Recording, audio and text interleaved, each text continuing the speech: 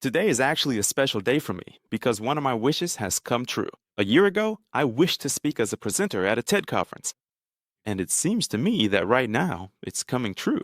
I think that's worthy of applause. Besides, you all have two hands, so you can clap. By the way, that function is still unavailable to me. I still clap the old fashioned way with one hand and my leg. By the way, that's how all people without hands do. I was born without a hand, and my whole life, from the very beginning, I've had to hack the algorithm of interacting with this world. For example, just so you understand what I'm talking about, how long does it take you to tie your shoelaces before heading to work? Well, I think about 10 seconds, 15 at most. But what if I asked you to make it harder and do it using only one hand? I think it would take you much longer and a lot more tries. I learned to tie my first shoelaces way back in childhood. I remember my mom and I were getting ready to go to her friend's birthday party, and as a kid, I started acting up and goofing around because I didn't like the ugly bow she tied on my sneakers. In the end, my mom went to the birthday party alone. She said, "Once you learn how to tie pretty bows, then you can go to birthday parties." She laughed and I stayed on. I cried for a while out of hurt. And then I realized that now I had to crack the code of tying shoelaces with just one hand. I probably sat there for about 2 hours and tried, I don't know, more than 50 times to tie my shoelaces. And I finally cracked that code and I tied my first bows. They weren't pretty, but they were my first, and they were mine.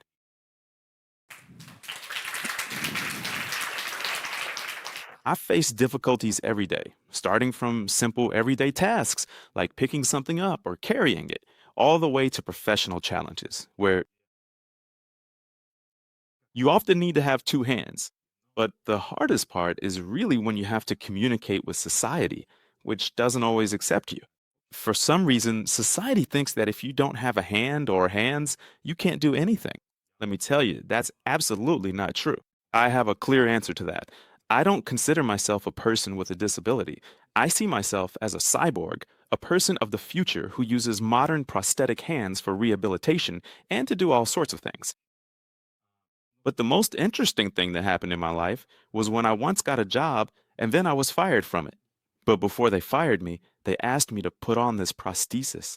This is called a cosmetic hand prosthesis, and it has only one function to hide your deficiency. No other functions. It doesn't have any. But I got my very first cosmetic prosthesis when I was 5 years old at the local prosthetics factory.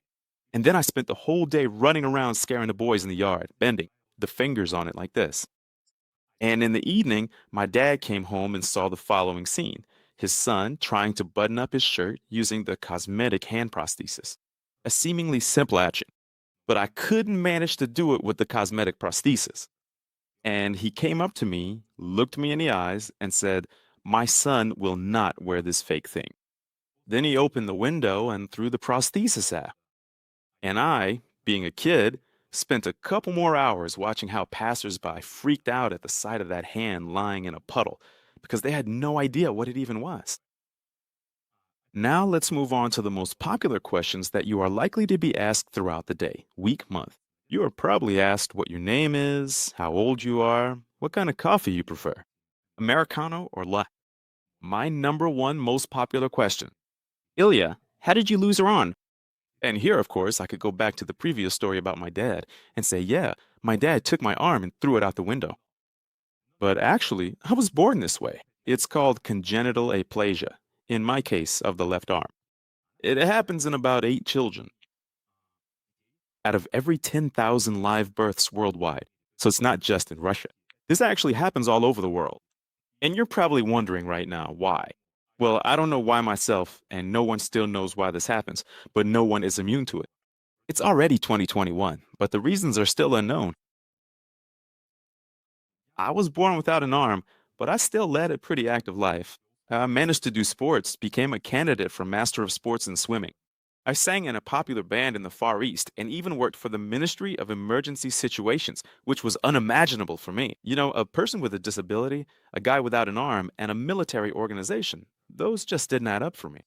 But if you use a little imagination and creativity and try a couple dozen times to get in, it's possible. You can break through.